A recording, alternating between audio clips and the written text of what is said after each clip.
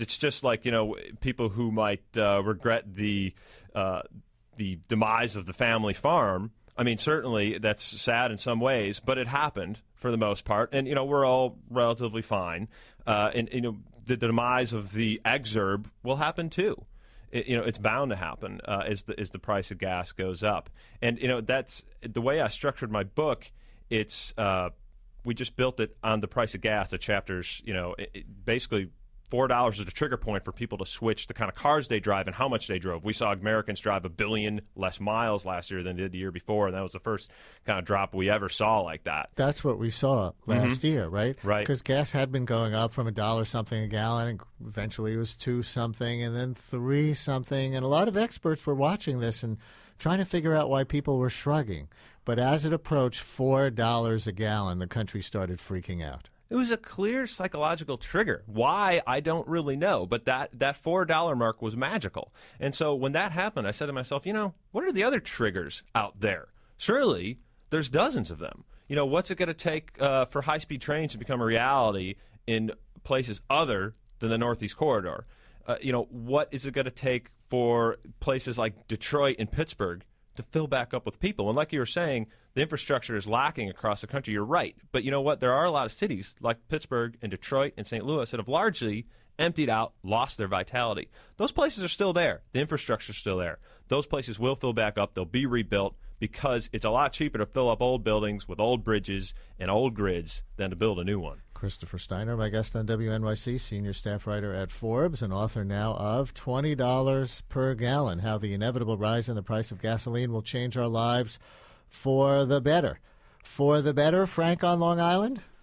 Not at all. He's, again, a typical out-of-touch, overpaid person who doesn't work for a living. It's easy to blather on about how we, the public, will adjust to $20 a gallon. You explain to me how the confidence of the MTA and the Long Island Railroad is going to save me and give me an alternative from $20 a gallon gasoline. And what are you going to do to the economy, the real estate structure?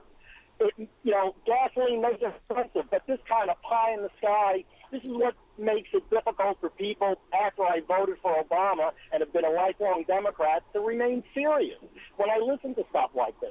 How much does he earn a year? Does he care? I mean, I'd love to be an anorexic Manhattanite walking to work, but I can't afford $300 a month for a studio apartment. I'm self-employed.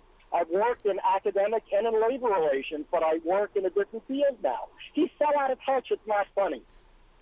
Christopher, take on Frank. Well, Frank clearly doesn't understand the pay structure of journalism these days if he's calling me overpaid, because I don't think I'm even close. In fact, you don't depend on working and traveling for a living. Somebody's paying your salary, somebody's paying your expenses, somebody's paying your benefits.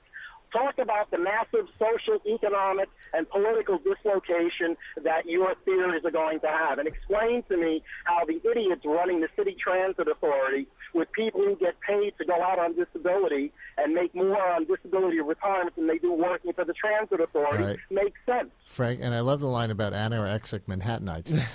But Chris, what about the disruption? Well, I think, in some degrees he's right. I don't, he's kind of seeing an apocalyptical future of higher gas prices.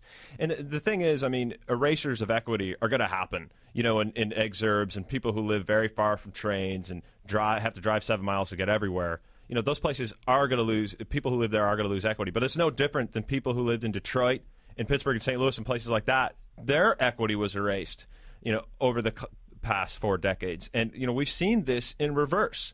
And it's just going to go back is what's going to happen. The country kept on going when that happened. People built in new places, and we're going to see it exactly in the opposite direction. Now, the Obama administration is moving toward making the U.S. less reliant on oil and more focused on green energy. We had Congressman Henry Waxman on the show at the beginning of the week talking about the massive anti-global warming bill that he got through the House. But can the U.S. change its energy paradigm if the rest of the world doesn't follow suit? This is one of the big issues at the G8 right now.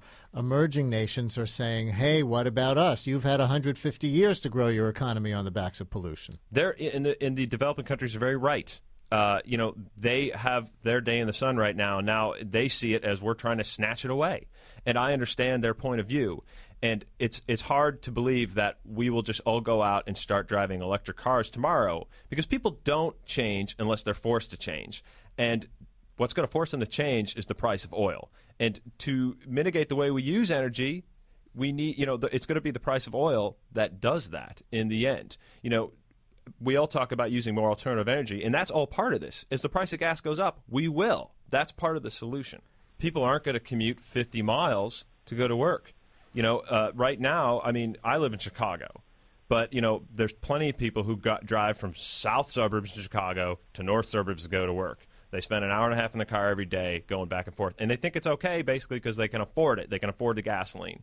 But, if gas were $4 or $5, they wouldn't be able to afford it anymore, and they'd change their living patterns. Is it easier for them to go out and buy a bunch of gadgets that don't really exist to help them live this kind of life they already have, or is it easier to just move to a walkable neighborhood with density that's going to give you the kind of density of projects and jobs in an area where you can get to on buses and trains and bicycles and short car trips?